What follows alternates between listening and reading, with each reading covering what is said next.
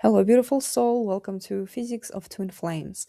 I hope that by the end of this presentation, you will walk out having clarity and understanding how to go about your situation, what makes you feel such pain and confusion.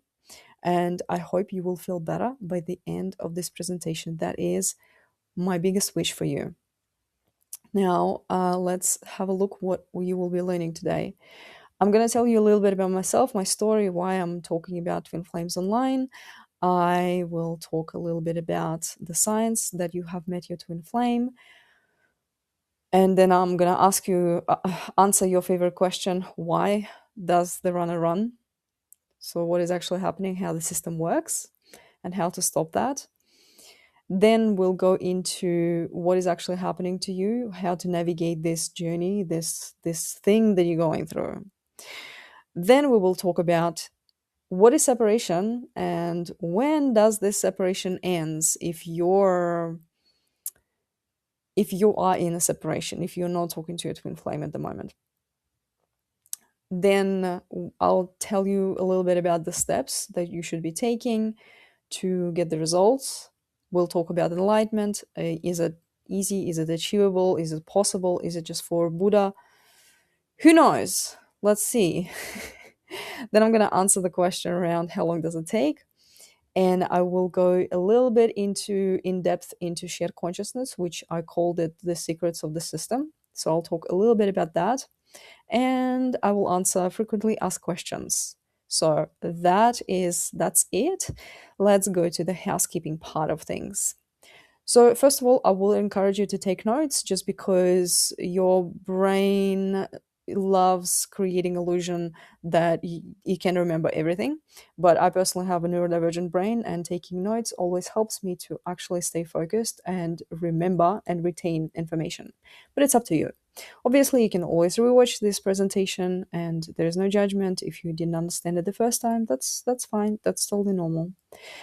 And I also want to remind you that please be kind to yourself. This presentation can be triggering in a way that can be confronting, in a way that if you have been exposed to some myths around twin flame system, twin flame relationship, you might find it confronting. And I just want you to be kind to yourself, because what I find with people I work with is that oftentimes when they learn how the system actually works and they see the results, like they actually see the results of that knowledge, they start judging themselves for going down the wrong path, for listening to people who don't know what they're talking about, for getting into the whole like myths and theories and the divine providence and all of that, following tarot readers, etc.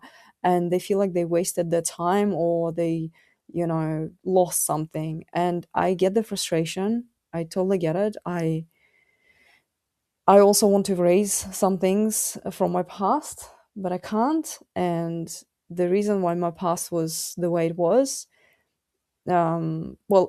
it led me to here. It led me to teaching. It led me to insight. It led me to the life I have built today, which is a happy, beautiful life. So please, if you find the urge to judge yourself, just extend compassion towards yourself. And finally, I want to remind you that this is not a dogma. This is not a religion. This is not a mathematical equation. We're still learning about twin flames, and especially from the perspective of science, we don't have all the information. I'm a nerd. I read a lot, and I attend a lot of lectures, and I talk to a lot of people, and I understand a lot of things. But at the same time, we don't even have the right language for a lot of things, and we don't even have some of the things that I think would be able to explain twin flames better are not even proven by science yet. So hold it loosely. Don't get too attached, because I think in a couple of years, 5 years, 10 years, we will be able to explain it even better, because science is slowly catching up to spirituality. So with that, let me just introduce myself in case you don't know me. My academic, I'm Rushani. Hello. My academic background is in English literature and film studies. I'm a liberal arts girly. I'm also an artist and a filmmaker. That's my primary work and that's my primary identity, even though you might know me as like a twin flame person. I don't call myself a coach. It's just something that I do on side because I love helping people and because I believe that I'm positioned uniquely for teaching people what I teach. But I am an artist. And if you meet me and I introduce myself, I will tell you that, hi, I'm an artist and a filmmaker. I do think in narrative and symbol and in structure and in language, I love language so much and I love linguistics and how it affects our life. So that affects how I teach as well.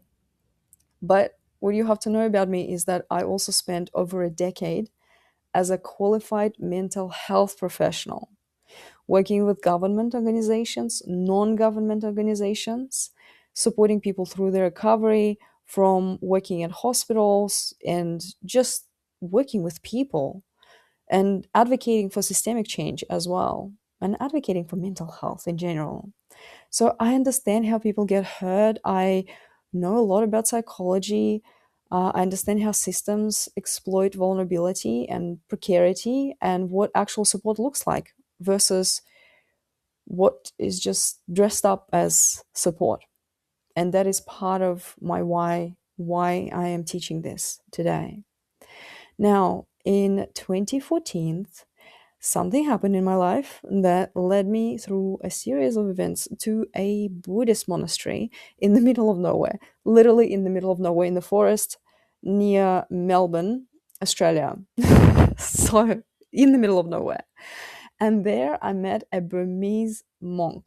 He entered monastery as a child. He was, I think, 7 when he entered the monastery, and now he's in his 60s and he has been meditating and teaching meditation for most of his life. He is very respected meditation teacher and a monk. He taught me Vipassana. He saved my life, basically. Vipassana is observational meditation, and I have been practicing Vipassana ever since. So it's been over 12 years now. Then in 2024, I learned transcendental meditation, and not from a YouTube tutorial or someone's podcast.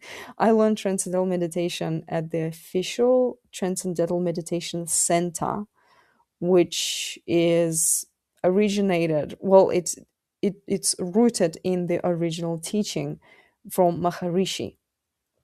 And I have practiced TM ever since then. I actually replaced Vipassana with TM for quite some time.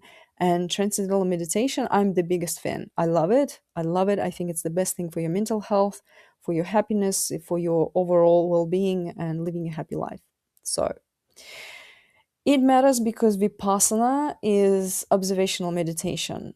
So it's a practice where you put your focus on your abdomen, your breath in your abdomen. And if you know anything about quantum physics or you heard anything about it, you know that the act of observation changes what is being observed. So that is called the observer effect. That's not a spiritual concept, that's quantum mechanics. And that is actual mechanism through which twin flame system can be explained. One of them anyway. That's why my meditation history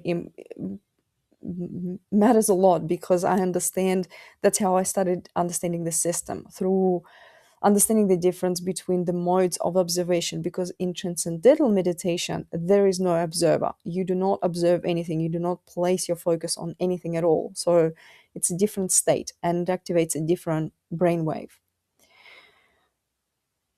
So the most important part why I am here today and you're listening to my voice is because when I found myself on this, so to speak, journey, I was scammed.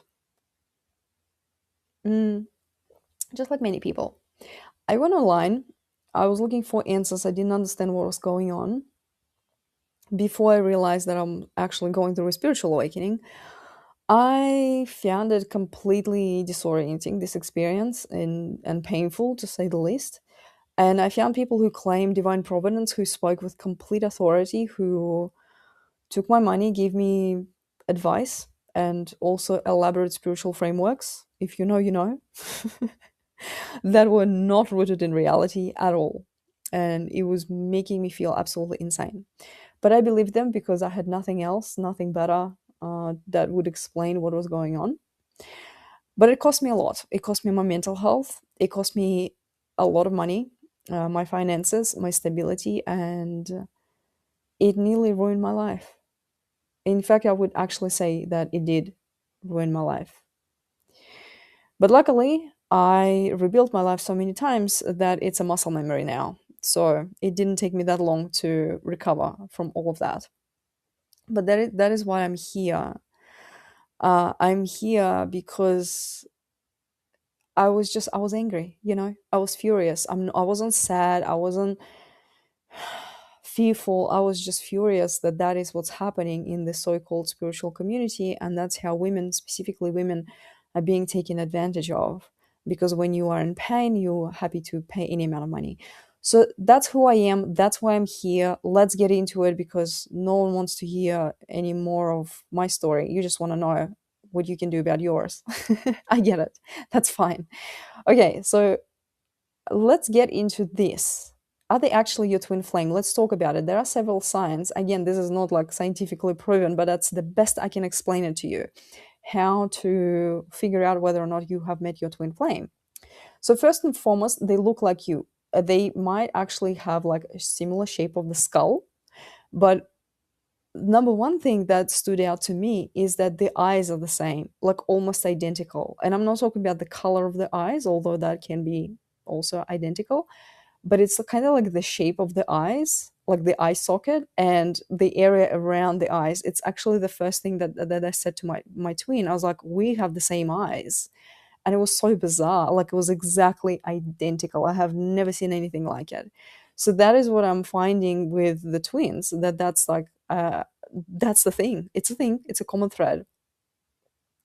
And you might actually have like a similar way of expressing yourself as well, like the way you move your face, kind of thing, like the mannerisms of your face, which is also kind of bizarre because especially if you haven't spent too long together, some people pick up those mannerisms from their spouses or long-term partners, but if you have been around that person for a couple of weeks, which is a regular thing to happen with twin flames because it's usually a short-term relationship in the beginning, then you didn't have a choice to, or didn't have a chance to pick up the mannerisms or anything, and yet somehow you do. You look kind of, you have similar expressions.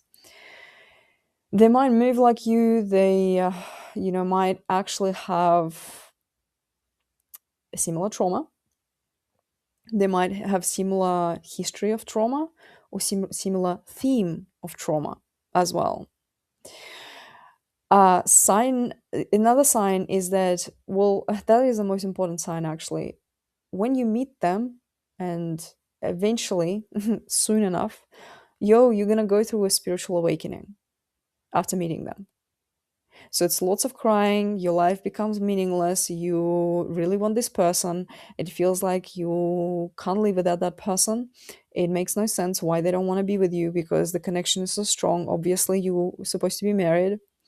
And that separation or the whatever critical point in the relationship triggers that spiritual awakening.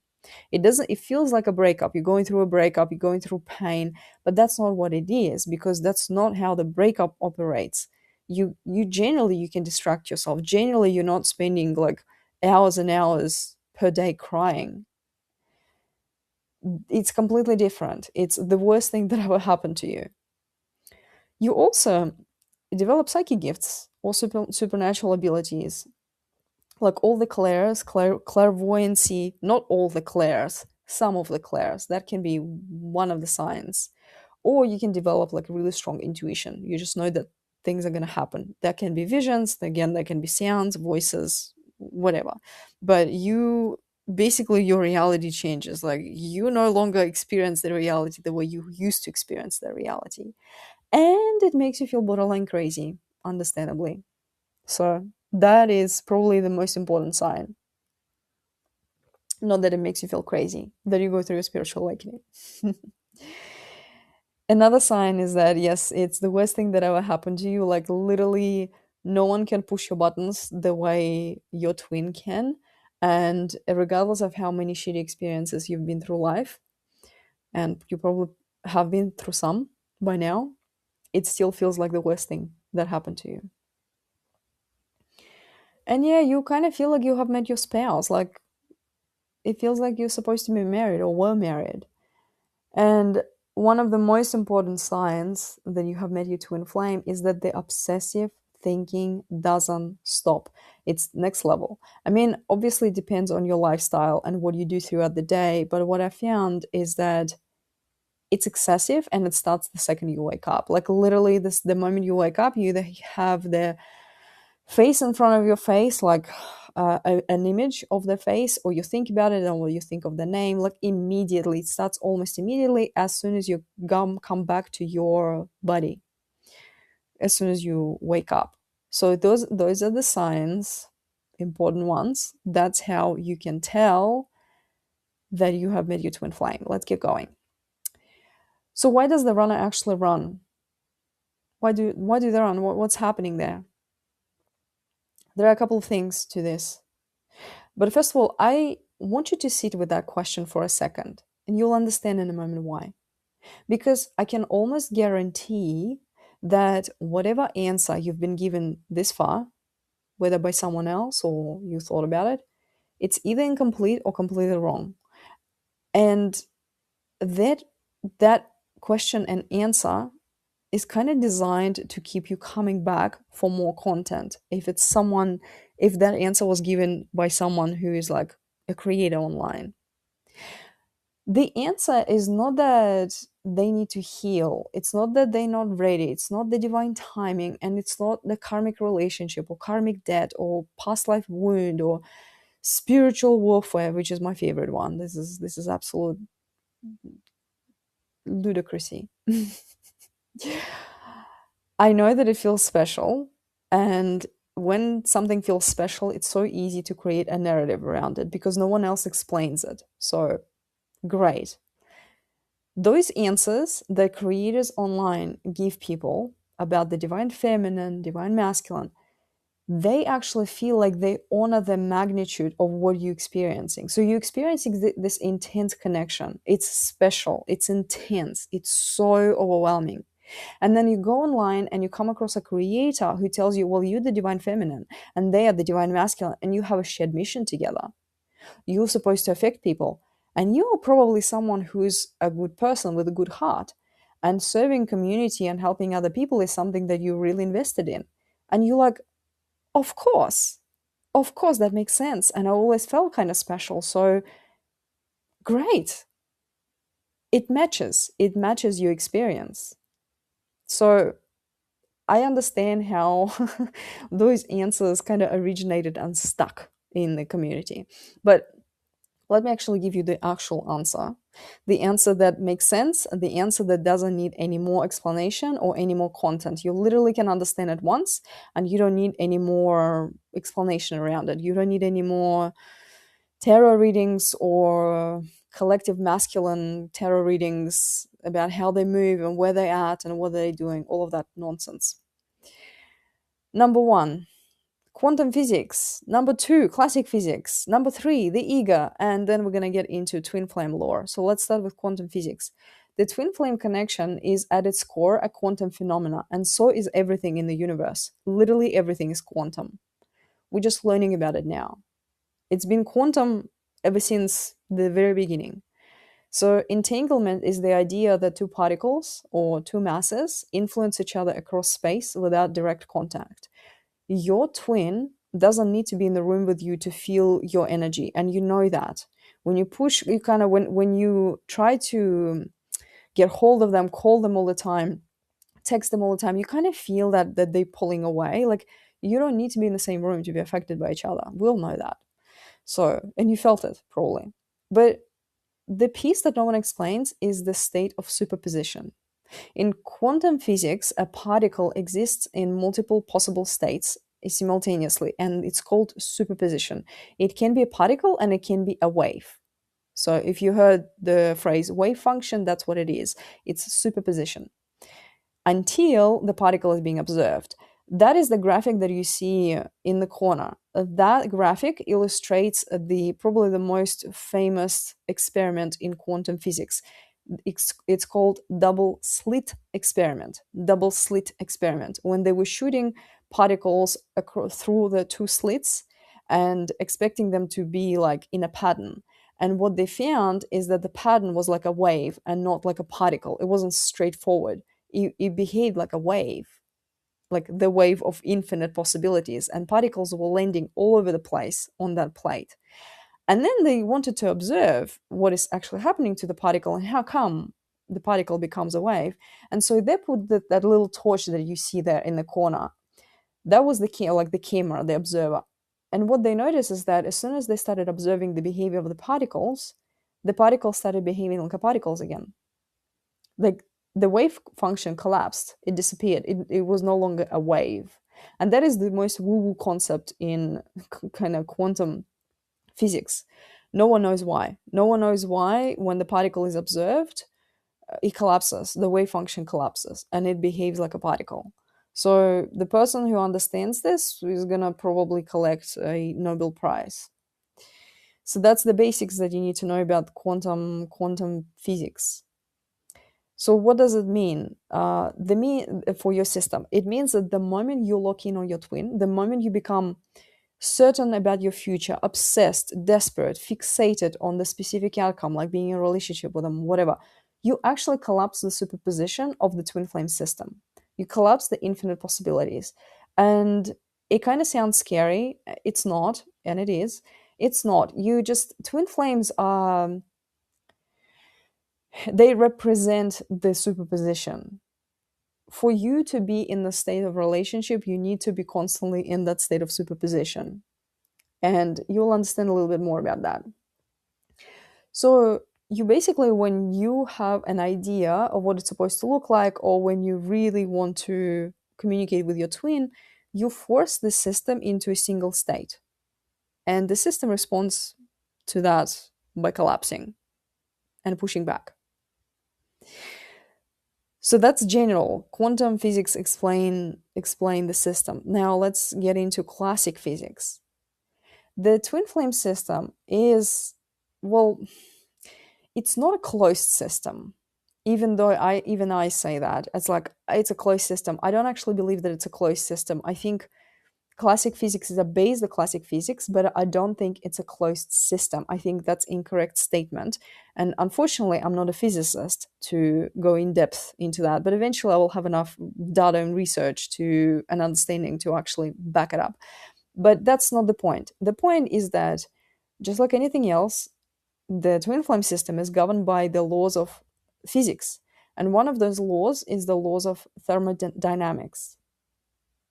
And the laws of thermodynamics in a closed system, it means that when energy is concentrated on, so to speak, one side, when it becomes like unequal or unstable or pressurized, the system corrects itself. So what entropy is basically the measurement of disorder. And any system's native state is kind of thriving towards disordered state, unless a system is implemented, unless a force is being implemented. So what you experiencing, the push-pull you experience in the twin flame connection, is entropy. It's you pushing your energy onto your twin. So when you lock in, when you experience that moment of soul recognition, when you realize that this person is like, it means something, this connection means something, that's when you start pouring into it. That's when you start kind of obsessing about it. That's when you start wanting to be with them all the time. And the system responds to that flooding by pushing back. And the response comes from your twin. So the more energy you push towards them, and it can be anything. It can be thoughts, it can be actions, it can be texting, it can be calling, it can be expecting something from them. It can be stalking the social media. Well, stalking the social media is actually more related to the observer effect than to classic physics. But it can be, because if stalking the social media creates an emotion in you, then that emotion will be part of entropy. I hope that's clear. The observer effect, even though it's quantum physics, but it's still connected to the classic physics as well. So all the kind of metaphysical experiences is also energy. It's not just energy like a physical kind of force. It's thought thinking, it's your emotions. Most importantly, it's your emotions. But it's also your thoughts and your ideas about what your connection is supposed to look like. So when you are emotional towards them, that's when they gonna probably push you back the most, because they just can't handle that much emotion from your end. The number part 3 is my favorite part. Let me just sip my cup of tea. All right. There are two problems with the ego. And both of those problems come from you. Which is a good thing. This is empowering. This is empowering statement fact, because if it comes from you, you can fix it. Okay, so don't stress about it. But your ego plays an incredible role, important role in this whole dynamic, in this system. Okay, what is ego? Ego is that identity, that avatar, the compilation of all the stories and experiences you have accumulated throughout your life. It's the identity you build over lifetime. It's the story of who you are, and it's also the lens through which you see your circumstances, reality, your twin flame connection, yourself, everything. So you develop this identity because you grew up in a certain country, you were raised in a certain tradition, culture, by a certain family, and that becomes your default. Because if you were, same you, but if you were raised in a different culture, in a different country, born to different parents, you would be a completely different person. So who you are today is the identity, the ego. That's the kind of ego I'm talking about. I'm not talking about ego that's like, oh, like too much ego. That no. I'm talking about the egoic avatar, the mask that we all have because we live in reality. So that's what I mean by ego. And that lens is distorting your reality. And we all have that lens, which means that none of us see things for what they are. We see things for what we are. We interpret reality according to our lived experience, according to who we are and what we know about the world. So we have all these fixed points of views that we have collected from our parents, our society, our culture, our education system, our lived experience, our trauma. Those are points of view. And those points of view, they distort your perception. The second thing in this is fuel. Every story you entertain about the drama with the twin flame, or the fact that they don't want to be with you, or the fact that they have circumstances, or they push you away, they have an explanation for everything, why they don't want to be with you. Everything that happened between you two, what they did, what they said, who to blame, all of that narrative that you spin in your mind, it feeds energy back into the system. Okay? So all of that mental activity is also energy. And the more you think about it, the more you reinforce it. The more you reinforce it, the more solid it becomes. It collapses the wave function of the quantum system that is twin flames. So the more you think about the drama you've been through with your twin flame, the more you solidify it. I hope that's very clear. And that is also important to address. And I will talk more about how to actually address it. But Rumination that you're doing is not processing. We are so used to this narrative that rumination and therapy is like processing and it's helping us to understand. And it does. It absolutely does. It works wonders. I have a therapist as well. And I had her for like 7 years. Therapy is fantastic. I think every single person should have a therapist. We should probably come up with a different name because I don't use my therapist for the same way other people use their therapists. We don't talk about childhood trauma. I talk about creative projects. I'm talking about twin flame system with her and spontaneous spiritual awakening. That's what I'm talking about. Like it's just a paid friend, but it's a professional who helps you process your narratives. And that is fantastic. Fantastic. Except for one thing. Not on this journey. On this journey it's actually hindrance for you. On this journey, the more you process, the more you ruminate, the worse it gets. I'm going to say this again. The more you process, the more you ruminate, the more you think about the drama that you have been with your twin flame, the worse it gets for you and for the system. Very important. Very important. The replaying the wound, replaying the trauma, replaying the drama is not healing it. Not in this context.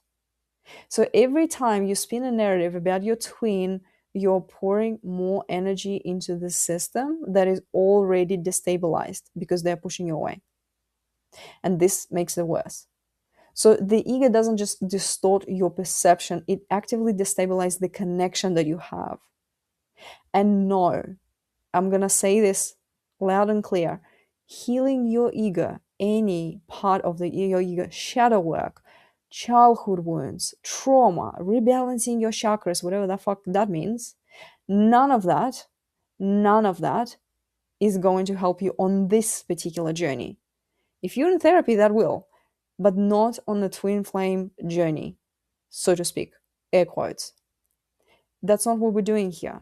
What we're doing is we're collapsing that identity mask altogether. We're not healing it. We're not understanding the narratives we have created and stories and why that happened, and why they push you away and why they don't want to take accountability. No, we're not even going into that. That understanding is helpful in the beginning stages when you are struggling with addiction. So you are addicted to the energy, and you are addicted to the energy for a very particular reason, because your twin flame is you in a different body. It's just you in a different body. That's why they act and move and look like you, because it is you. It's just a different timeline. It's a different timeline. It's just you. It's your consciousness in a different body. And because it's the same soul, what many people say, oh, it's the same soul, it's actually not the same soul. The way I explain it is that it's the same spirit. The spirit is like, you can think about it as a greater soul. The soul doesn't split. The spirit produces souls, and it can be like multiple souls from the same spirit. So that's what they call like monadic twins in the twin flame pseudo spiritual community lore. There is a spirit that contains that, let's just call it consciousness, and that consciousness can go into two different bodies at the same time. So soul number one is you, soul number two is your twin flame. So what happens when you meet another soul that has the same spirit, that has the same frequency of that spirit, is that you get addicted to the energy so much because it's you. There is nothing like you. It's like feeling, sensing your, being able to smell your own smell, your own scent, natural scent that you can't feel. It's like pheromones. It drives you absolutely insane. So the only stage where this kind of understanding of the egoic interpretation is helpful is probably in the beginning stages when you're trying to wean yourself off of that person and kind of break the addiction. But going any further with that and running with that narrative of like, oh, they're avoidant, they're narcissist, all of that, that is not helpful. You have to chuck that out of the window. We're not doing that. And I will get into more. I will explain how to work with that more later in different slides. So let's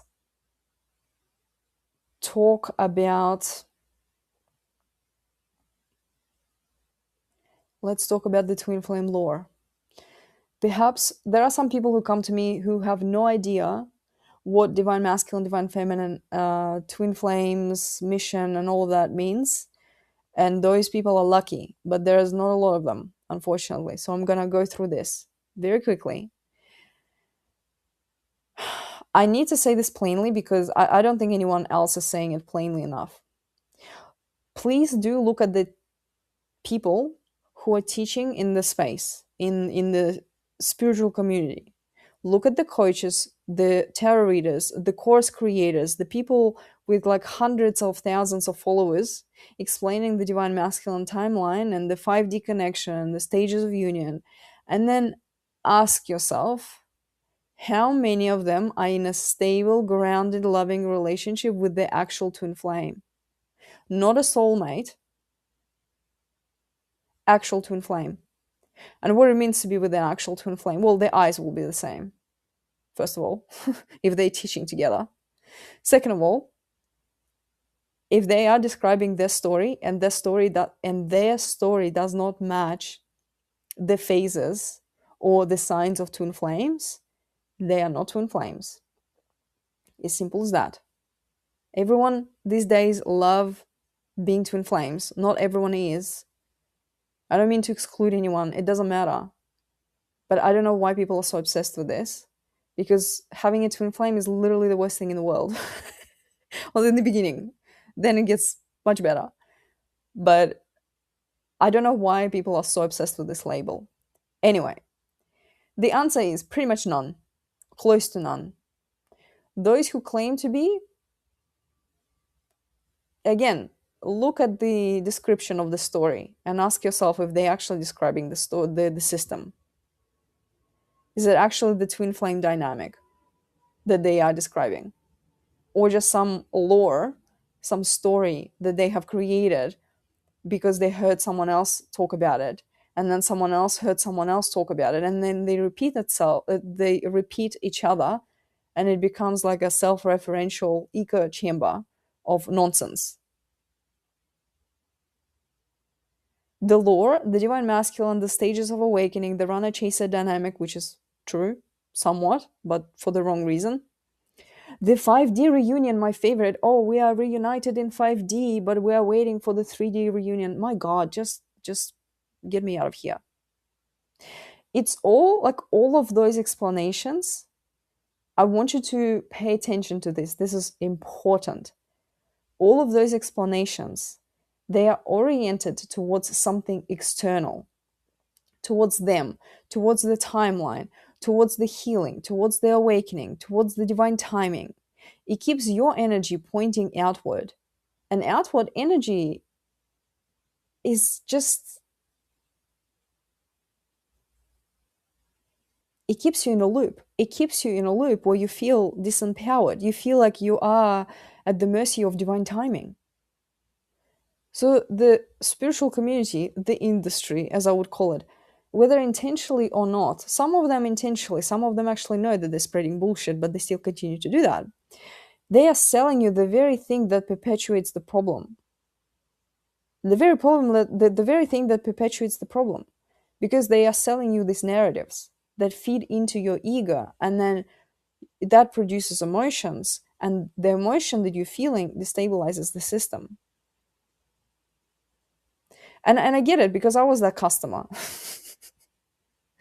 for longer than I want to admit, actually. I spend money on people who proclaim that they know things other people don't know.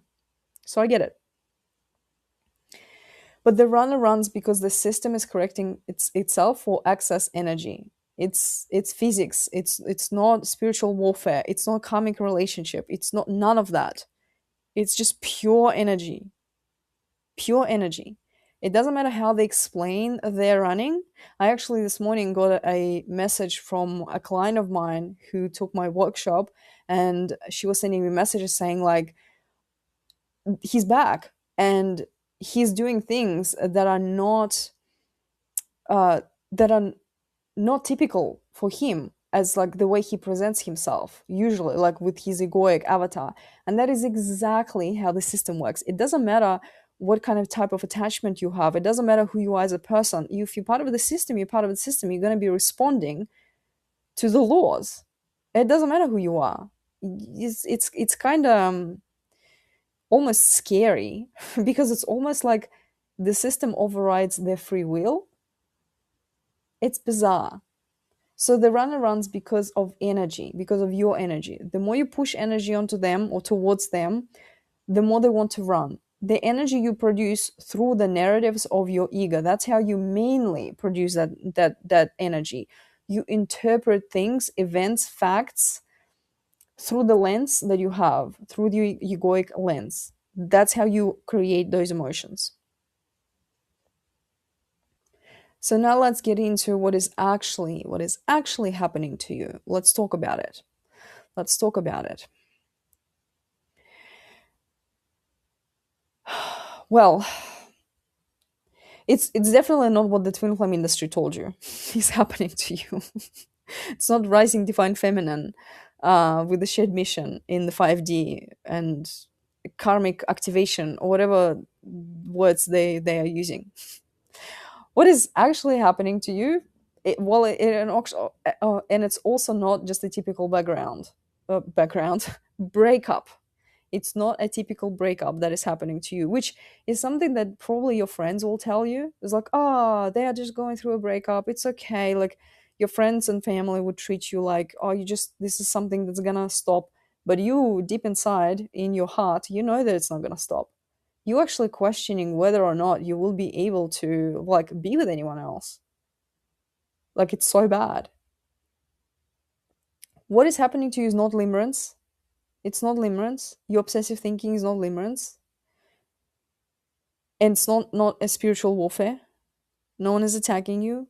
That's not what's happening either. And it's definitely not something a tarot reader can fix. But the good news is that you can fix it.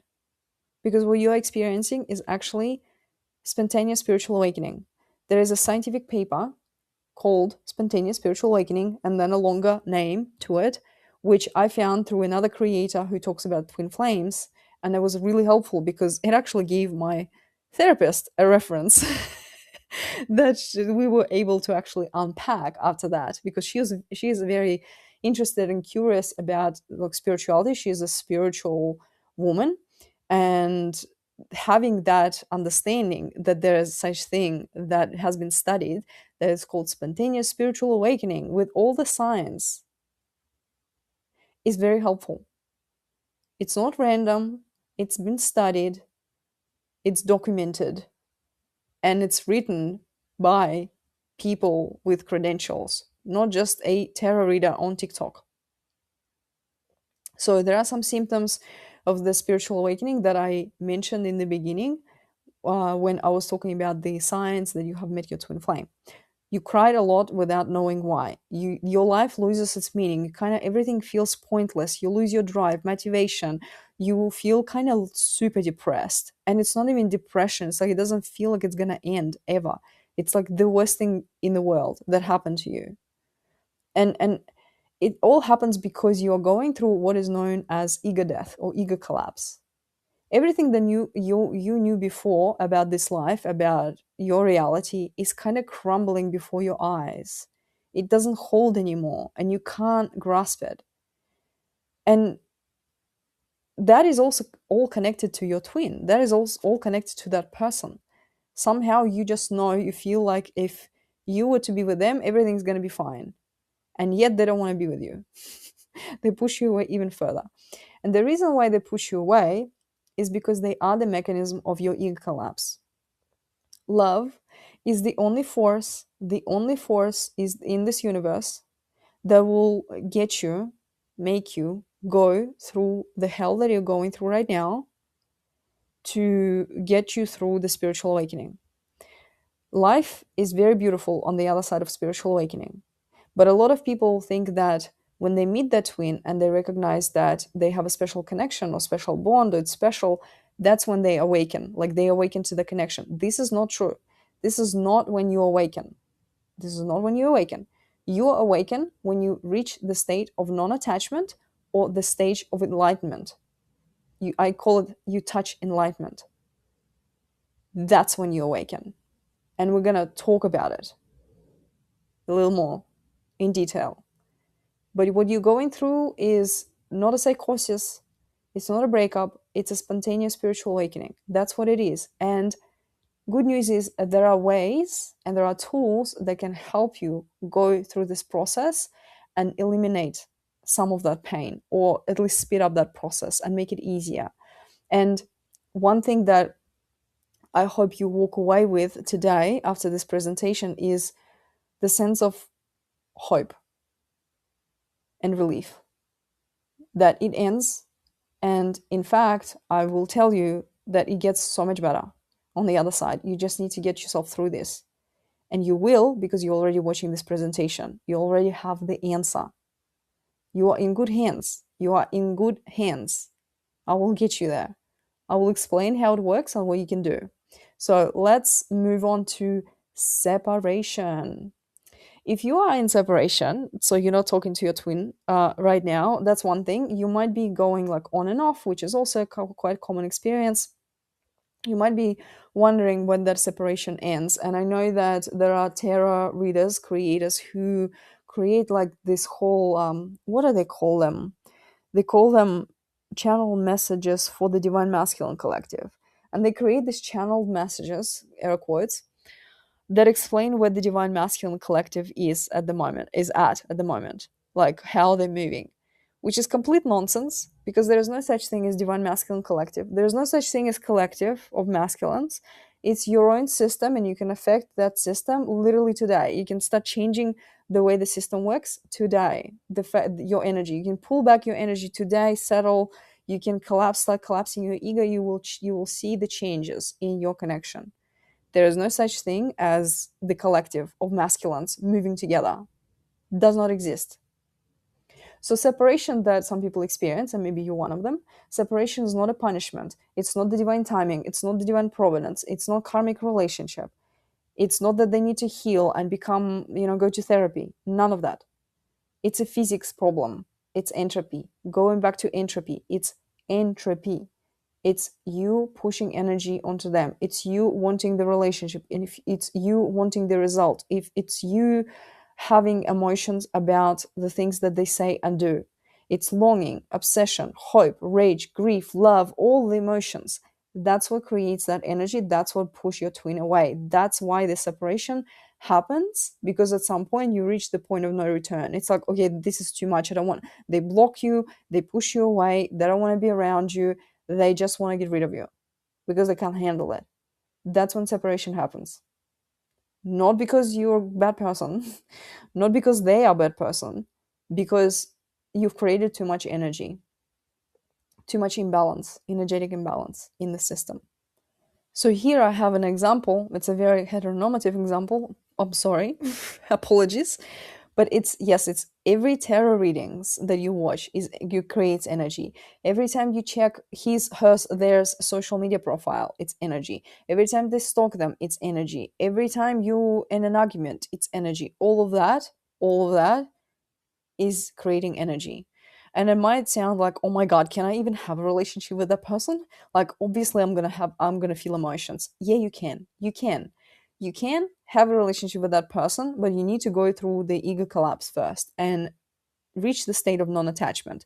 And from the state of non-attachment, the relationship becomes possible, because in the state of non-attachment, you don't experience so much emotions, or at least you're no longer a slave to your emotions and thoughts. You actually know that you can separate yourself from the emotions and thoughts that you are experiencing. It's like watching the clouds in the sky. That's what it is. You no longer identify with the emotional experiences and like physical experiences and your thinking mind. You no longer believe your thoughts. You understand that the reason why you're experiencing these emotions and thoughts is because you have an egoic avatar, and you have that lens through which you look at the world, and that's what interprets your reality and creates your thoughts and emotions. That's what the state of non-attachment or enlightenment does. That's how it works. So let's just summarize this slide, this section. It's all about energy. It's a quantum system that also obeys the laws of classic physics, as we covered before. That's why when you're locked in, when you feel everything all at once, you push energy onto them. You destabilize the system. That means that separation is not about them. It's not about their readiness for relationship. It's not about the wounds. It's not about attachment style. It's not about the karma. It's not about the timeline. It's a systemic response to the energetic condition. And like any system, it corrects itself. It self corrects. So the real question is not when the separation is going to end.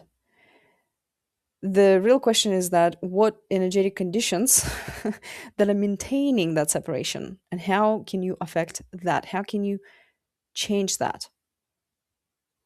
So it's your obsessive thinking, it's your emotional flooding, it's grief, longing, rage, hope, all of those emotions. It's tarot readings. It's tarot readings not only create narratives and create thoughts and create emotions in you, they also reinforce all of those narratives as well. Like they create those stories and they reinforce stories and they embed stories in you. Like tarot readings are really damaging for the twin flame system, really damaging, one of the worst things that you can do for the system. And I have nothing against tarot readings in general, because I think they are a wonderful tool for working with your subconscious mind. Like Carl Jung loved tarot. Tarot originated in Italy. Tarot, it was actually a game, and it never occurred to Italians to make it like a divination tool. It became a divination tool quite later, so it wasn't a divination tool originally. But even Carl Jung wrote extensively about tarot and obviously subconscious mind. So I think it's a wonderful, wonderful tool, and it works and it helps people, just not those people who are on the twin flame journey and going through a spiritual awakening. That's what I'm going to say about that. And I always recommend every single person who have met their twin flame to just block all the terrors, block, like not even watching any of that. None. Zero. No terror. Very strict diet of content. So it's also the narratives, the stories you tell yourself about what happened between you two and why, and manifestation attempts as well. So I'm gonna pause here and talk a little bit about manifestation. Some people try to manifest their twin and usually it backfires, and I know that I tried that on mine as well and it backfired big time. So I would warn you not to use any manifestation techniques on that, because energetically I don't exactly know why it works like that, but I'm assuming that it's because you cannot manifest yourself. Like it's you, they are you in a different body, they are different soul of the same spirit. So it's the same frequency, the same frequency of like the spirit. You cannot manifest yourself, you already have yourself. So when you manifest them assuming that they are here, you're actually assuming that they are not. You're assuming that you don't have them, which pushes them further away. So please avoid any manifestation techniques. But if you don't believe me, you can always try and you will see the result. It's one, again, one of the worst things you can do for the system as well. So when you eliminate all of those, that's when separation generally ends. Obviously, it's not as simple as that. There's also, different people have different life circumstances, but that is how the system works. That's what system responds to. So I'm assuming some of you would have questions like, but why? But why? It feels like the greatest love in the world. I will offer you my explanation why this works the way it does. That you can't have a relationship with your twin unless you actually get to the stage of non-attachment and enlightenment. I think that what is happening and why the relationship is like stable, a relationship is impossible until you reach the state of enlightenment is because people I work with personally, I notice that they are all special people. Like they serve community, they are leaders, they are coaches, they are, they lead community and they raise collective consciousness. If you were, so there's a narrative on the internet that I actually enjoy, that if you're an old soul, you are meant to lead communities, raise collective consciousness, and you have a big mission. I do believe that. I truly believe that a lot of people on this journey have that inherent, like that feeling that they are meant for more. And I encourage you to trust that feeling. If you feel that way, yes, you are meant for more. You are meant for leadership. You are meant for global impact. You are meant to create businesses that will change the systems. And the thing is, if you were to be attached to your twin, so you have like that desire, that love, that romantic love, you won't be able to create that change. If you have such an attachment to someone or something that is impermanent, you won't be able to serve the way you meant to serve.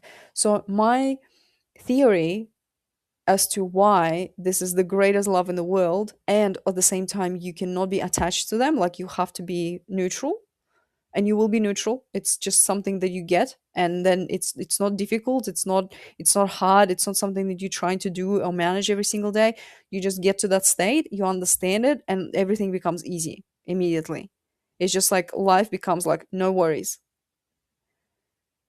And that's from that place you can serve your community, you can help people, you can create impact, and you can be with your twin as well without drama. So that's my kind of explanation of why this happens. Why is this so cruel?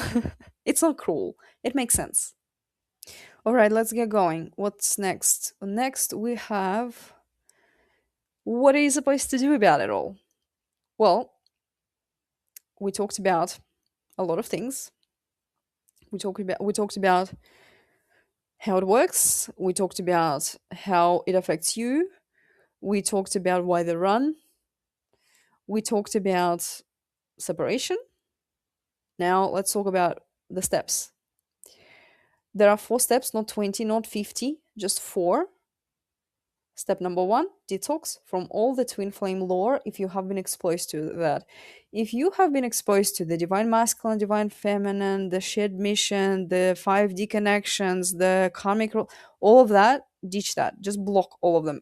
Cleanse your algorithm and forget about it. There is a grain of truth in that narrative, but that grain is not worth paying attention to right now. You can dive deep into that research and I don't know, hermetic philosophy, and understand divine feminine, divine masculine later down the track. Right now, it's not going to serve you. Right now, you need to go through a spiritual awakening and get to the state of non-attachment. That's what you need to do. That's your number one priority. So please detox from the twin flame lore, from tarot readings, all the confusion, obsession, and also like obsession, which takes me to the second step. If you can, it would really help to limit interaction with your twin while you're going through this stage, while you're going through that process. I want to assure you that you're not going to lose them. If you even block them on everywhere without giving them heads up, you're still not going to lose them. They are you in a different body. Like, it doesn't actually matter. I might talk a little bit more about like a shared consciousness and the state of consciousness, union consciousness, which is yoga, union, which is understanding that nothing is separate from you. Again, going back to quantum mechanics, everything is energy. Quantum physics, everything is energy. We already know that. There is no such thing as solid matter. It's just energy appears solid. Physics already know that. Like, it's not a rocket science. We know that. So when you block you or you stop talking to you, you're not going to lose them because you already have them. You have them for the rest of your life. So don't worry about it. Treat this as a once in a lifetime opportunity. I always tell people when I go to my retreats at the Buddhist monastery, I treat it as a once in a lifetime opportunity. I don't know when I will be able to come back because it's like weeks, like it's 1 month of silent retreats or like weeks of silent retreat. It's really strict, and you have to rearrange your life for that to happen. It's the best thing you can do for yourself, your mental health, and your general life quality. But it's not easy. It's a sacrifice. So treat this spiritual awakening as once in a lifetime opportunity. If you need to block your twin, if you need to detox from them, and you can be nice about it. You say, look, I just need a couple months on my own. Like, I just need to settle, you know? If you're worried that they're gonna go and get into a relationship or whatever, just let go of that fear, because it's not gonna, first of all, it's not gonna help you being in that fear state. Second of all, if you pull back your energy, they're actually gonna want to be with you. So your fear You're being afraid of them being in a different relationship is actually not serving you at all. It creates a scenario that you're afraid of. It creates the very scenario you are afraid of. Letting go is difficult. Surrender is difficult unless you are religious and you know you have a relationship with God that teaches you, the your religion teaches you that there is a creator, and you need to surrender. You surrender to that. But spiritual people generally do not have that relationship to the divine, to God, to the universe. So when you're in that fearful mindset, it can be difficult. But I'm telling you that your fear is not going to serve you anyway. So may as well try something different. Try letting go. So if you can limit interactions with them, that's fantastic. You can block them with or without an explanation. You can just talk less, while you're practicing.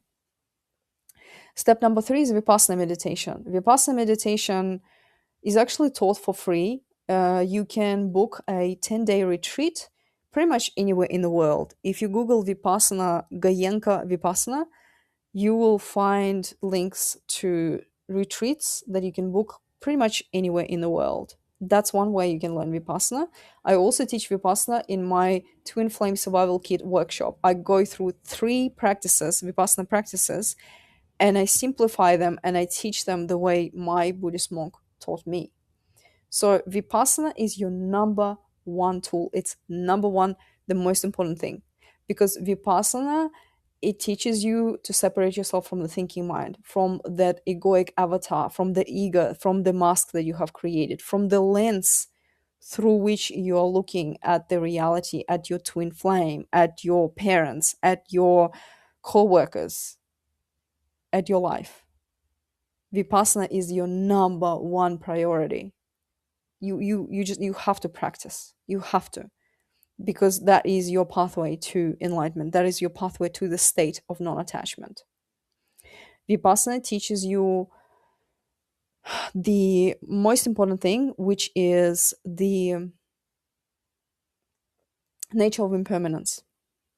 So what Vipassana meditation is concentrating on your breathing, putting your focus on your breathing.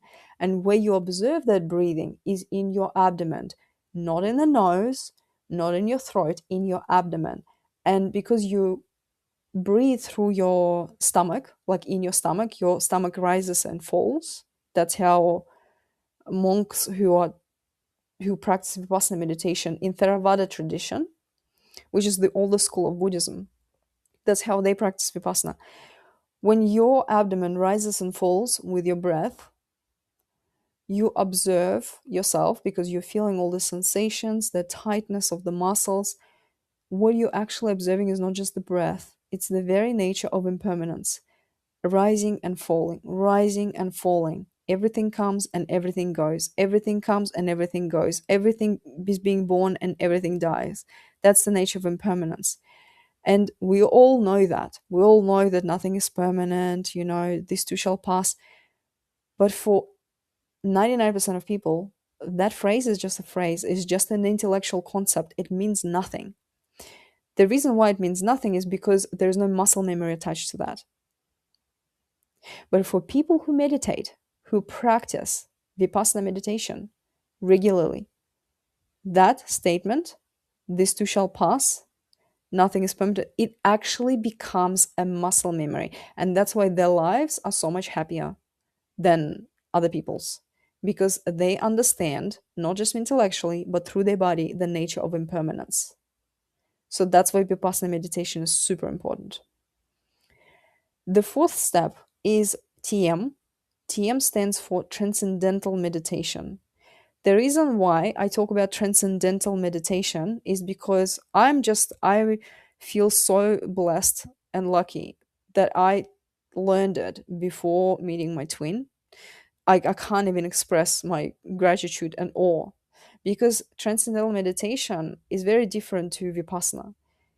There is no observation. You do not place your focus on anything at all. And what it does, it eliminates the observer.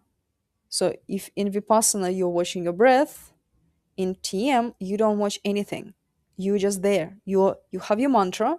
When you go through your ceremony, you get a mantra, and you repeat that mantra in your mind again and again and again, and then you drift off and you think, and you just think, you allow yourself to think, you don't even notice, and then you remember that the mantra is not there anymore, and you start repeating your mantra again.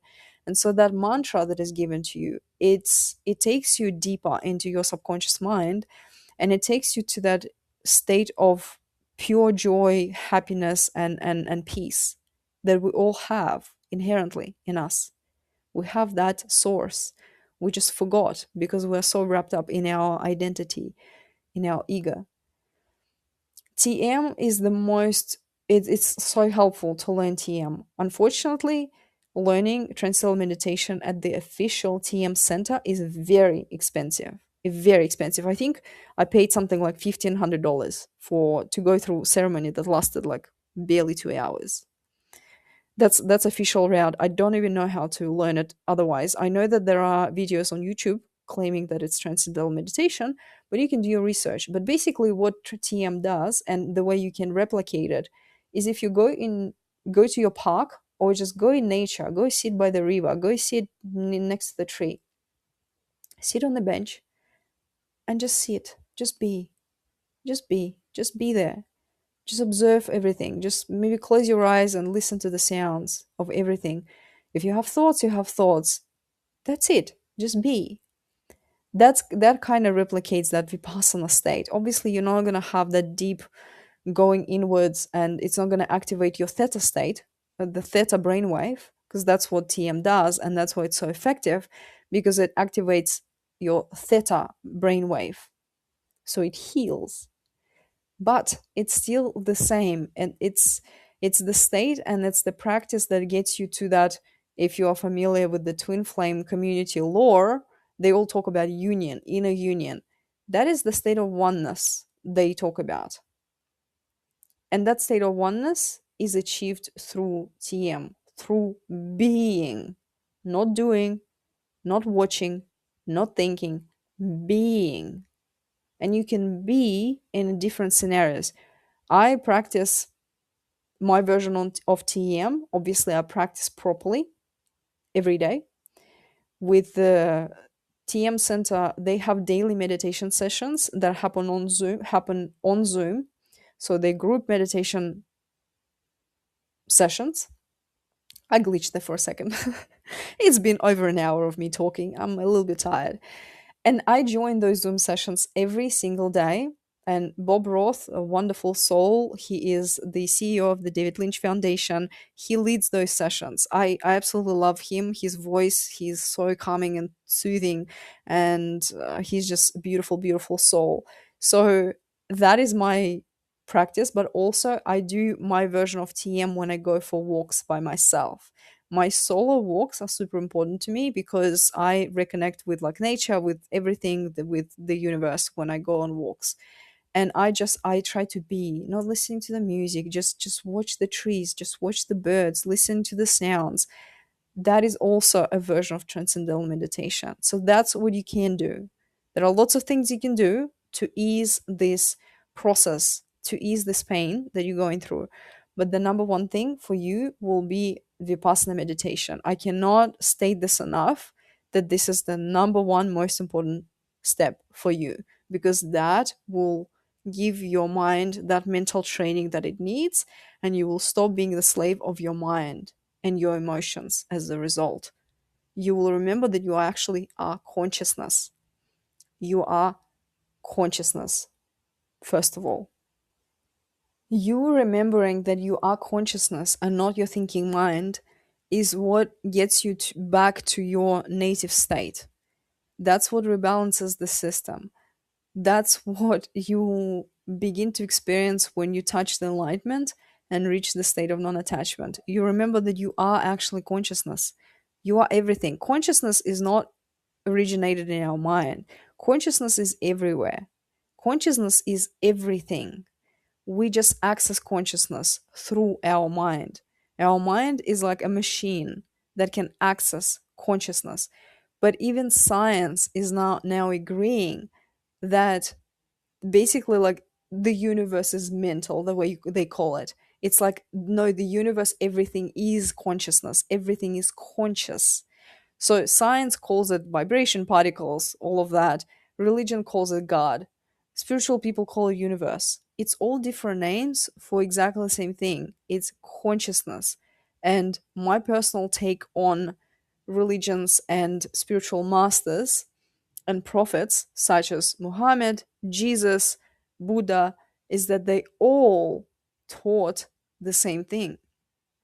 They all taught consciousness. And then people made it into a religion, created a story, just like your ego creates the story from distorted lens, constantly recreating itself. That's how religions were originated. But that's my hot take. I'm not going to get into it. But to me, Jesus, for instance, he's a spiritual master who's been misunderstood, whose words been misunderstood. And when you understand the system and the world from this perspective, you can go back and read like spiritual texts like Quran, the Bible, and you will see, you will recognize the language there, the language of consciousness. Now, let's get to the next slide. Enlightenment. Is it possible? Before I speak about enlightenment, I want to address something that is important, something that I mentioned in one of my videos, one of my stories actually, when I was talking about how it is important to reach the state where you don't see your twin as a villain or as the love of your life, that you kind of reach the state of neutrality towards them, and how that is super important for the sustainability of your relationship. You detach from your desire. So what enlightenment actually is the state of non-attachment. That's what enlightenment means. It's the state of understanding the nature of impermanence, accepting it, and applying it. When you apply the knowledge of the nature of impermanence, that's how you reach the enlightenment and reach the state of non attachment.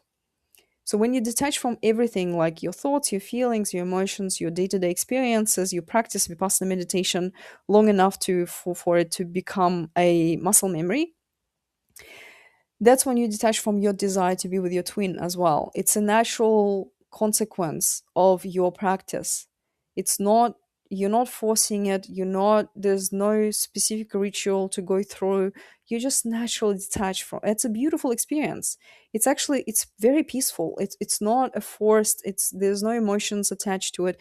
It's very, very peaceful. And while I remember, I also I'm gonna offer you this perspective.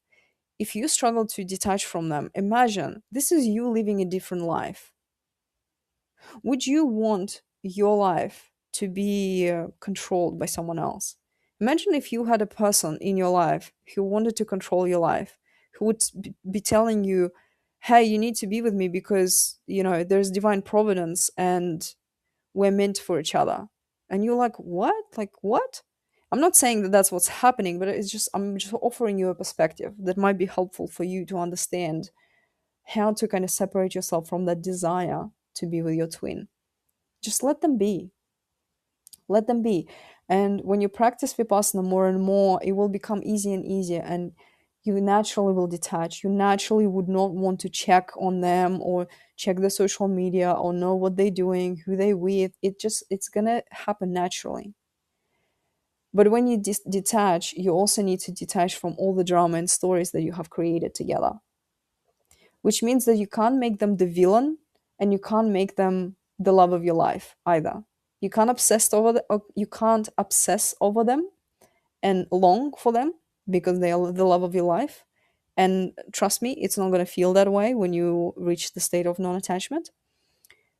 But you also can't look at them as the villain that created all of this pain that you're going through. They did not. They're just operating under the influence of the system. And yes, it reveals the kind of person they are when they acted the way they acted, but ultimately it doesn't matter. And it doesn't matter because we're not in therapy. We're going through spiritual awakening. That's what matters.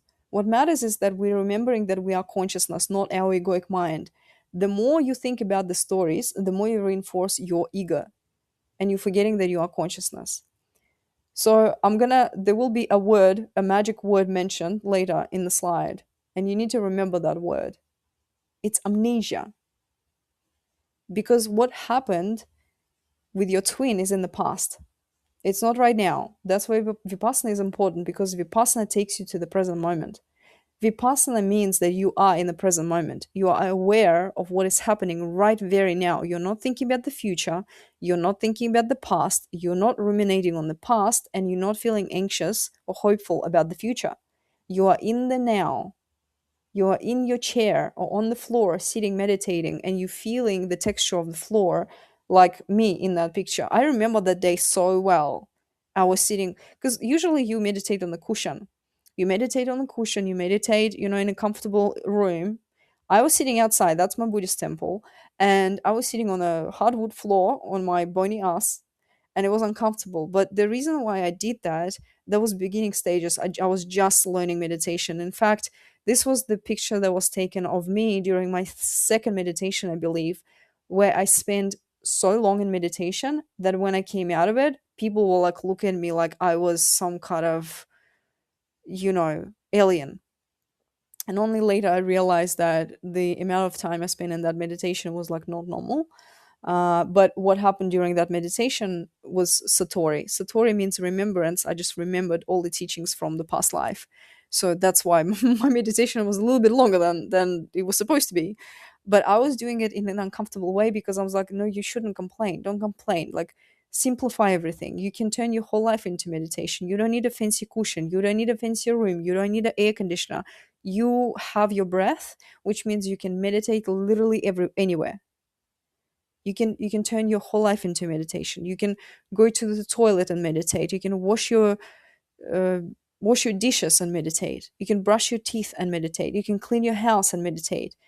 As long as you are aware of the present moment, you're all set. You are in the present moment. You're doing the right thing. It doesn't matter the form your meditation takes. Yes, it's helpful to sit and have a sitting meditation. It's helpful to have a cushion under your ass, but you can do it anywhere. That's why I was sitting on the terrace. I was so sunburned, because that was Australia. I was so sunburned after that hours of meditation. But I just wanted to humble myself. And that's what, like, my whole experience in that Buddhist temple was humble, absorb the teaching, and meditate as much as possible. And I encourage you to turn your life into that state as well, into that, like, adopt that lifestyle, at least for now, until you reach the state where you will like, oh, I'm beginning to get what Ushani is talking about. Like, when you get that inkling, I was like, I think I know what she was talking about. Like, you're getting there. Until it's like sounds really strange and woo woo, you just haven't had enough practice. As soon as you accumulate enough practice, you will start understanding what I'm preaching here. So, okay? So it is important to detach from your twin in a way that is not ego driven. I have clients I work with who, when their twin comes back, they would be like, oh, I don't want him anymore. He did like so much damage. And I'm like, yeah, this is true, but it's also in the past. And remember, you are consciousness. We're not concentrating on the past, and we're not making decisions out of ego. Yes, you can choose to be or not be with them.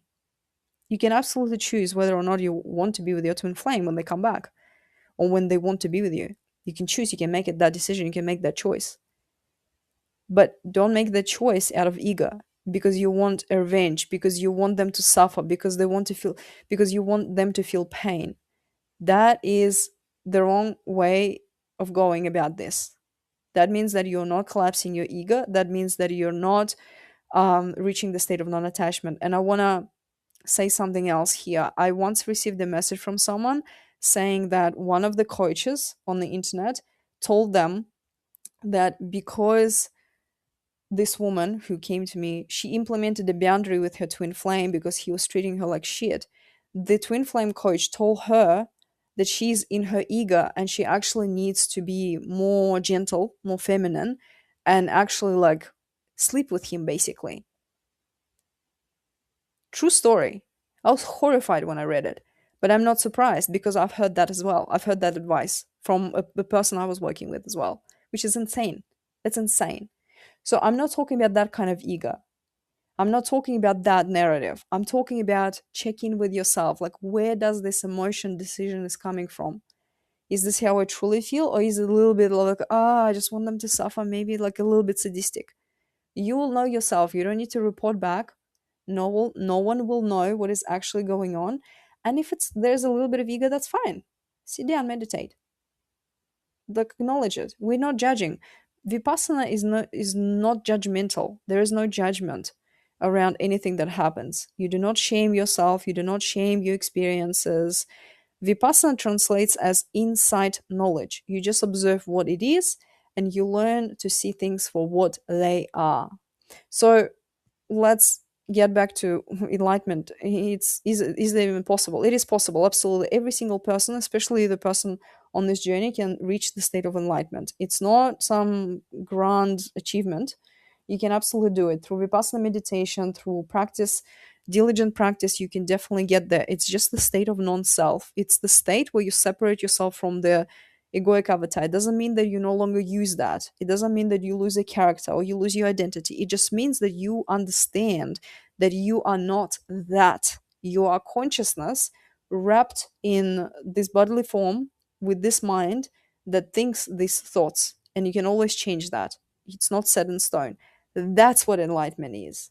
That's why it's possible. That's why anyone can reach that state. It is possible. So here is will be a good segue to say that you can absolutely do it yourself.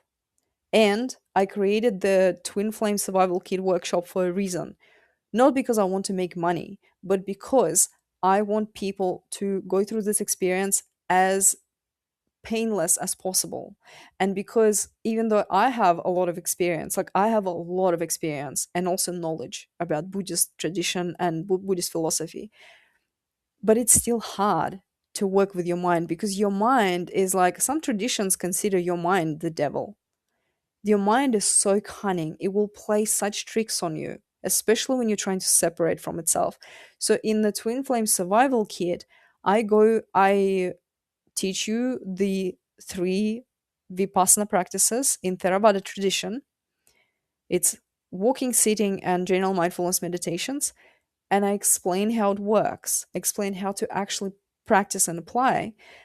And I also explain I answer all the frequently asked questions: how to work with emotions, how to work with anger, how to collapse the ego, how to collapse the drama that you had with your twin flame. Like, I try to collect all the questions, all the experiences that people generally go through during spiritual awakening and respond to all of those questions. Twin Flame Survival Kit is a treasure trove of resources, and it will be your guide through this journey. The way people use it, they watch it several times. They go through it like two, three, four times over and over again, because every time you watch it, you get something new out of it. It's like layers, because the more you practice, the more answers you get, the more you understand about this journey. The more you practice, the easier it gets. So the Twin Flame Survival Kit workshop would be your best bet on this journey. It will answer a lot of questions, and I also constantly upload new videos to that workshop. So it started with module 1 that had like 4 videos, I think. Now there are, I think, 4 or 5 modules already.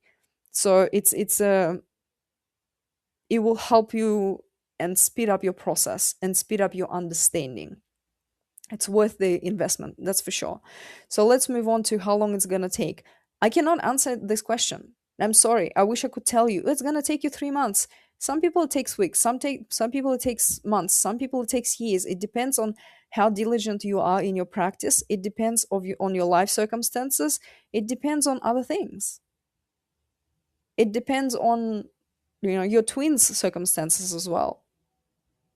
But what I can tell you is that as soon as you start practicing, become diligent about your practice, you feel better. As soon as you start meditating and as soon as you understand the system, you understand what needs to be done and how it functions, and you start applying that knowledge, you feel immediately better, because just this alone will give you the confidence to act. Will give you the confidence. You will know what to do with your situation. You will know that no matter what happened in your dynamic, all you need is to collapse all of the stories and separate yourself from the thinking mind. That's what you need to do.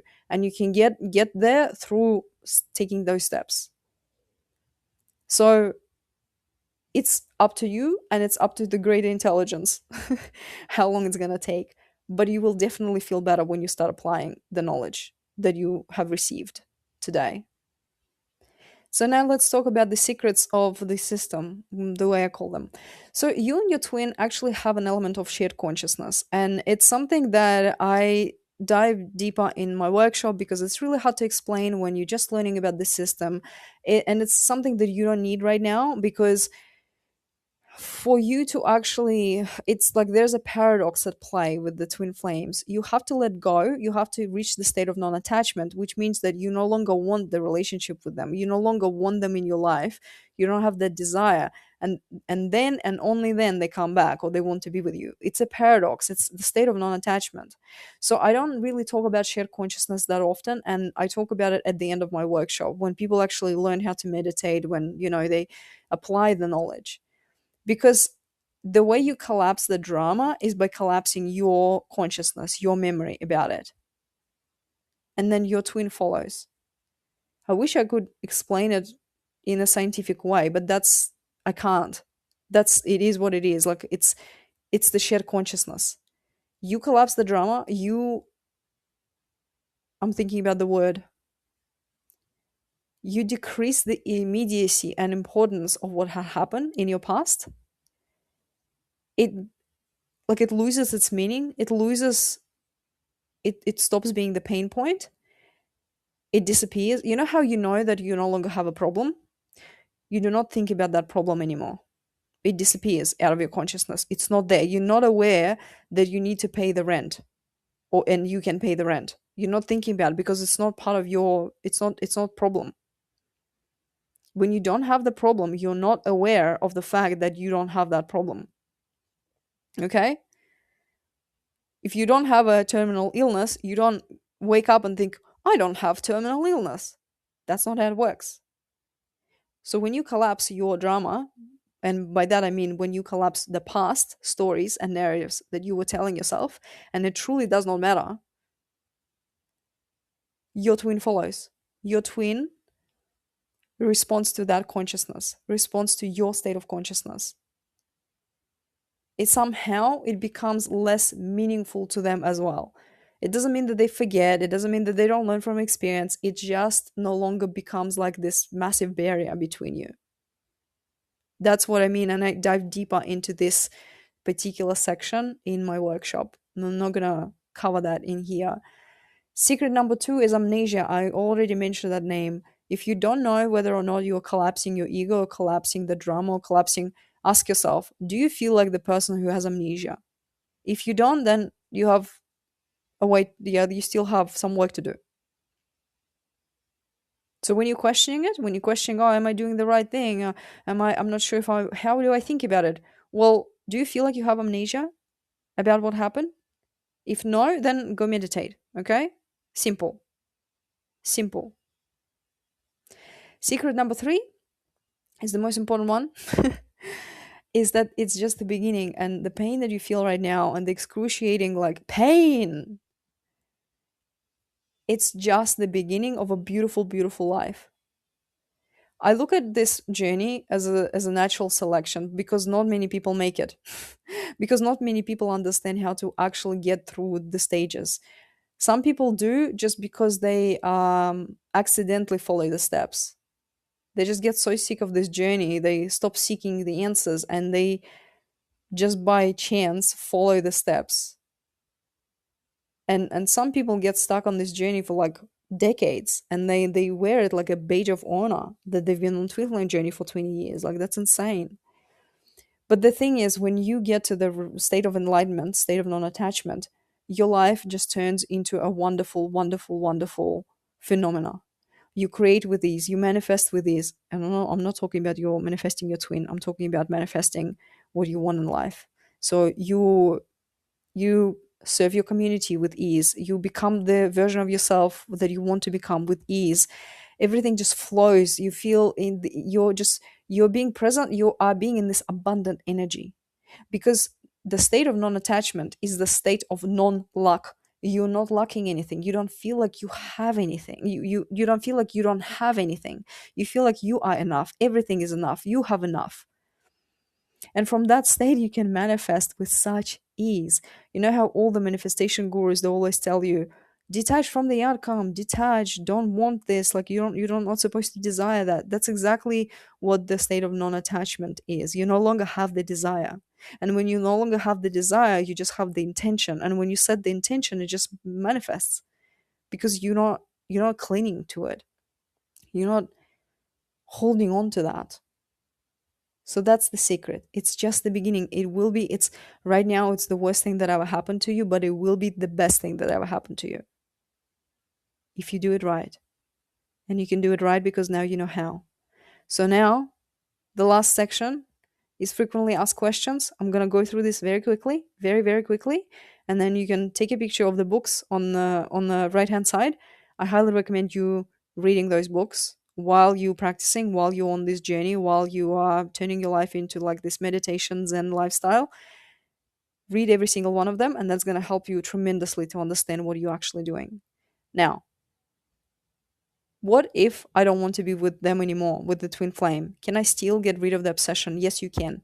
It doesn't matter if you want or not want to be with them. If they hurt you so much, it's still the same path.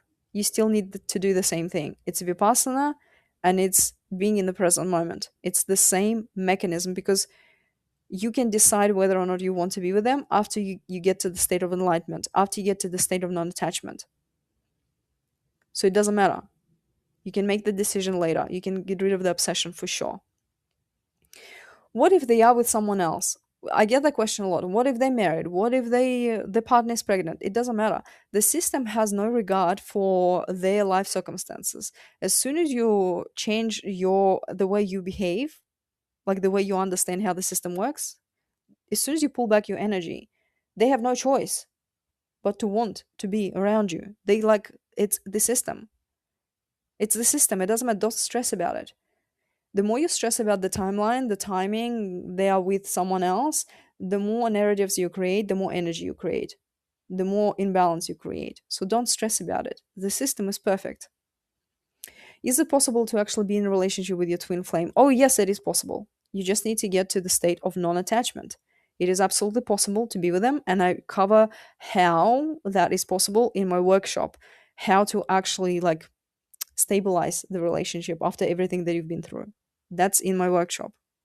Now, what about the divine mission? Are we supposed to do something together? If you have heard this lore about the divine mission and twin flames, I'm going to say that yes, you have the divine mission. Your divine mission is to remember that you are consciousness, raise your own consciousness, and then uplift people around you. That's your shared mission.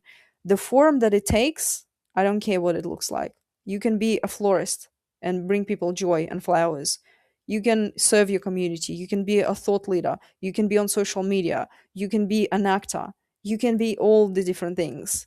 When you have, when you raise your consciousness, and you have this outlook on life, you raise the consciousness of people around you, and you uplift people around you. That is your shared mission, okay?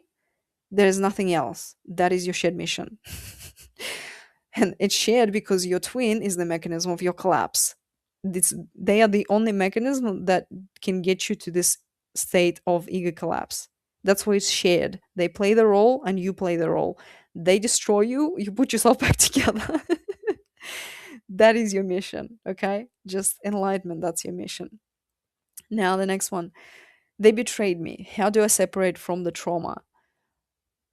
In the workshop, I have a workbook that is specifically created for people who've been through a lot with the twin.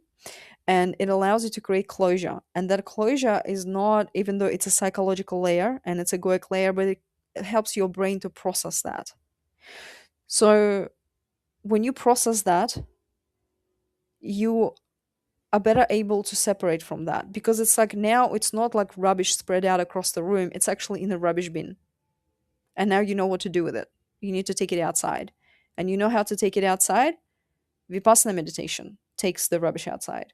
So it doesn't matter how much pain you endured with your twin, you can still move through that trauma, drama, and pain. You can absolutely, no matter what happened, no matter what happened, it's all salvageable. You can still be with them. You can still have the relationship. So it doesn't matter. You just need to practice. The next question: I have ADHD and struggle to meditate. Can I still do it? Yes, you can. Um, uh, if you try to practice and it doesn't work, that is still meditation. That still counts as meditation. One of the biggest misconceptions about meditation is that it's supposed to be perfect. No. Vipassana inherently is about observing. You're watching everything. You're watching, oh, I'm bored. Okay, bored. Okay, oh, my thigh is itching. Okay, itchiness, itchiness. Oh, I feel sleepy. Okay, sleepiness. You're observing everything. You're observing sensations. You're observing. So if you are fidgety and your thinking mind is active, you're just like, oh, thinking, thinking. It's still part of the Vipassana meditation. But if it's hard for you to see it, you can just turn your life into meditation. Choose activities that you will be doing mindfully, and that will be your meditation. So yes, you can absolutely practice with ADHD. Now, I tried detaching, but they didn't come back. What to do? I'm going to quickly cover this. If you try detaching but they didn't come back, the one thing you haven't done properly yet is you haven't actually detached from the outcome. You still have the desire to be with them. It's simple as that. Non attachment means that you don't have the desire. You are in the present, you are in a state of no luck. You're not lacking anything, and therefore you don't want anything. So if you're still doing it to be with your twin flame and you're still like meditating and then looking at your time and watch and phone and like, where's the message? I just meditated for half an hour. That is not how we do it. You're not doing it for the sake of the relationship with your twin. You are doing it for the sake of your own betterment and raising your consciousness and remembering that you are consciousness. So if you're doing it for to get into a relationship, that's kind of the wrong way to go about it. Yes, it's just a byproduct. Relationship with your twin is just a byproduct. Them wanting to be around you and wanting to be with you is just the byproduct of your enlightenment. That's how it works. Okay, and the last question. I am scared that I will lose them forever. How do I let go? You will not lose them forever. The only way you can lose them forever is push a lot of energy onto them by creating stories about how you can't be with them. You need to learn to let go of that fear. And I also cover that extensively in my workshop, how to work with that fear, with that anxiety. You will not lose them forever if you separate from them now to do your work. It's actually the best thing you can do. If they are with someone else, I understand your fear, but trust me, they're part of the system. They can't get out of it. They can't. They can only get out of this, quotation marks, if they go through their own spiritual awakening, which is highly unlikely because twin flame system is created for the feminine. It's for the feminine. It's not for the masculine. It's for you to go through a spiritual awakening. Masculine has a different mechanism of awakening, and it has nothing to do with the twin flame system. And that's why their awakening, that's why their relationship with them is not dependent on their awakening, contrary to what the twin flame community tells you, that waits around for the masculine to awaken. That's never going to happen. The awakening is for you. When you awaken and reach the state of enlightenment and non attachment, that's when they want to be with you. You cannot lose them. It's your own soul. How can you lose your own soul? That's absurd. It's fine. It doesn't matter what you've been through with them, you can't lose them. You just need to practice. Forget about all the drama and narratives and all the fears and just meditate. Treat it as a once in a lifetime opportunity because it is. It's the most important thing you will do in your life because your life will never look the same after this experience. You will be a completely different person. You will be a completely you will be able to choose anything you want from the catalog of life. So take it seriously. Do this work diligently, like it's something that you do once in a lifetime, because it is. That is the end. I've given you everything that I could think of about how the system works. Feel free to rewatch it. Feel free to take notes with you everywhere. And when you need a reminder, look at them. I wish you all the best. You're a beautiful soul. You're going to be okay. Good luck.